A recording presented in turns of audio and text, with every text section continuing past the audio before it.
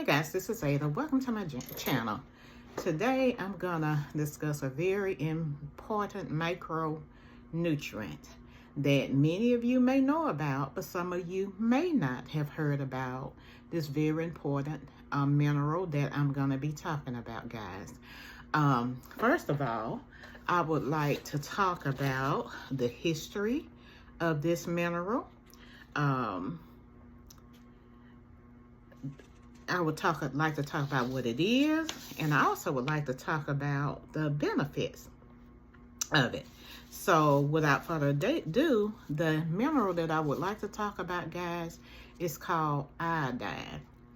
And now with social media, all the different platforms, there's so much information out there. So there's a very broad chance that you have heard about iodine.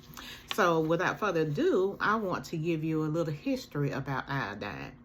Iodine was discovered by accident by a French chemist in 1811. His name was Bernard Courtois.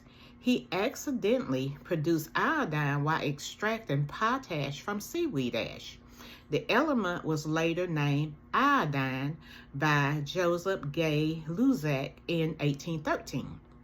In the early 1920s, John Francois Coindet, a physician in Geneva, began using iodine as a tincture to treat goiters, linking iodine intake to thyroid health. And if you ever seen a person with a goiter, guys, you will see a little lump right there in their neck, and it can swell, and it can cause a lot of problems.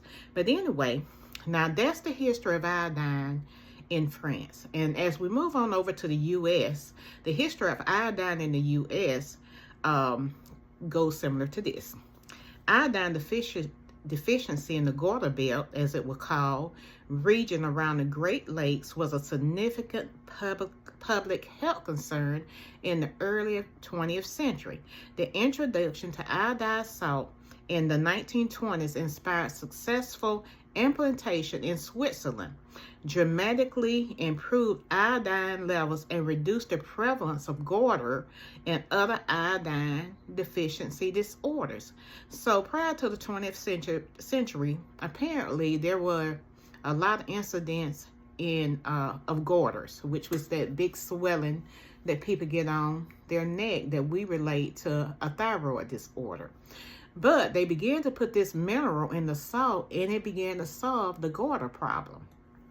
Okay, continued efforts and current status. The introduction of iodized salt was a major success. Not all U.S. residents consume it. People on sodium-restricted diets, guys, may not use iodized salt or regular salt, so they may not be getting enough of the mineral. Okay, women who are pregnant or lactate may not be getting enough simply because they need more iodine.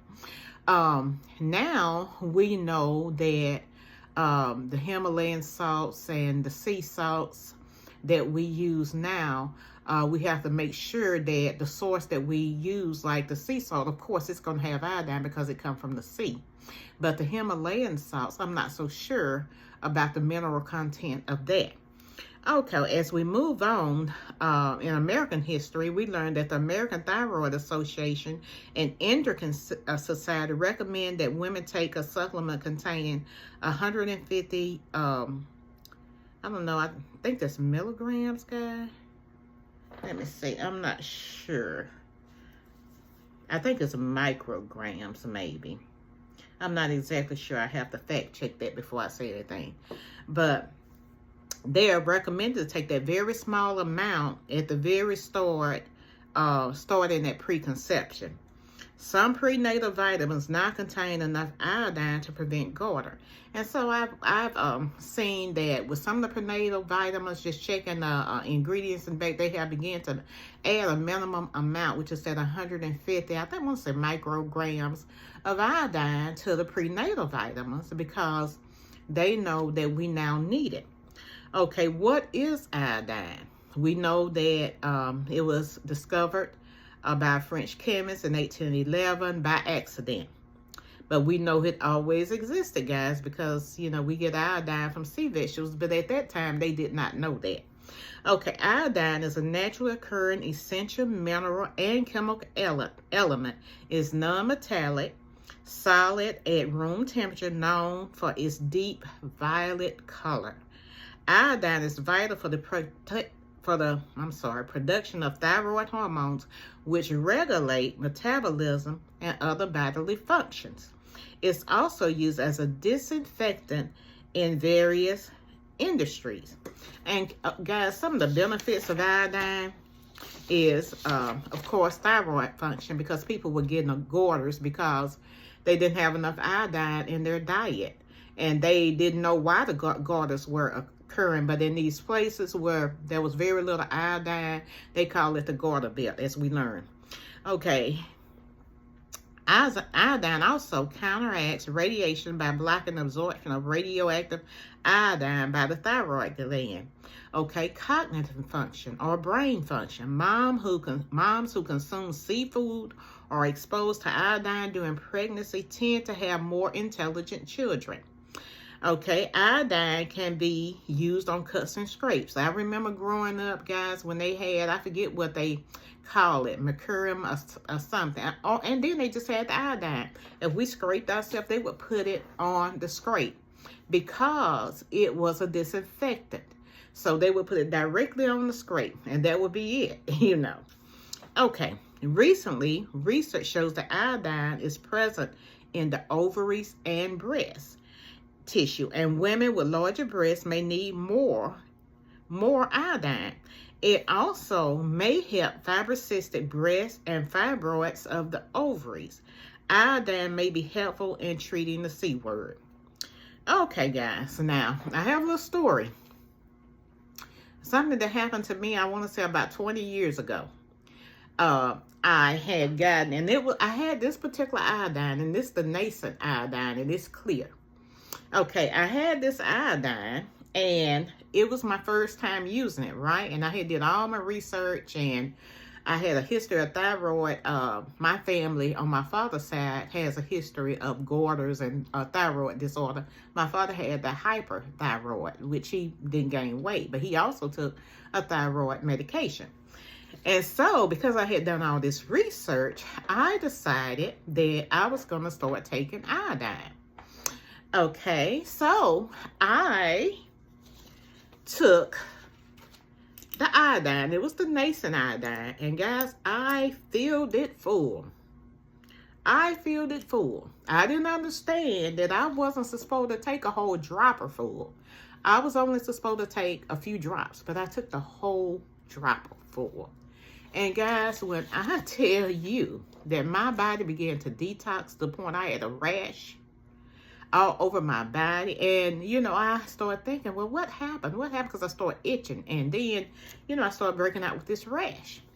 And so I went to, you know, I let it go on for a while because I kind of figured it might be some type of reaction, guys. But what was happening, my body was trying to detox. Whatever was in my system, my body was trying to get it out because the iodine was driving it out, which is why you don't take huge amounts of liquid iodine. But anyway, and I don't know how much a whole dropper full of this would have been, you know. With the pills, if you choose to take a high dosage, you know how much you're taking. But I don't know how much I actually took. But anyway, I decided, since I wasn't sure if what I had was contagious or not, I would go to the doctor. So I went to the doctor, and of course, I didn't tell him that I had taken, you know, that whole dropper full of iodine, you know. But anyway, they treated it like it was a fungus, you know, and eventually, in my mind, it probably would have went away anyway, but I never said anything, but I know to this day, that's what it, you know, probably what it was. But anyway, guys, that happened, so I've never done that. Now, I have taken higher amounts of iodine, you know, but I know how much I'm taking. You know, with this dropper full, I don't know how much, because, you know, a drop of iodine compared to a whole dropper full, how many how much iodine actually went in my body, I don't know. But anyway, that's my experience with detox symptoms from taking that much iodine. I never did that again. And I actually did it by mistake because I misread, you know. Okay, now let's talk about the people in Japan who tends to have lower incidences of the C word, guys, because they eat high amounts. People in Japan eat high amounts of seaweed in their diets, and so they are they have way more than the recommended amount, because the recommended amount by the FDA is very small in America, but they don't have as much incidence as the C word as we have. Now, there is I'm trying to think of what's the word for it. There's something called salt loading that I learned about years ago.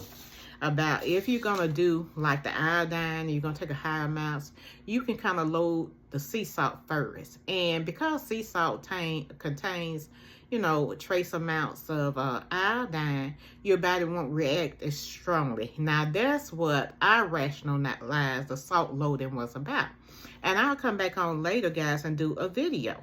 But I wanted to show you, I recently went and ordered the one that I used to order, and that's Lugos. Now, this is the 2%. And now, with this, I'm only taking 2 to 3 drops a day, because it helps with energy, it helps with brain fog.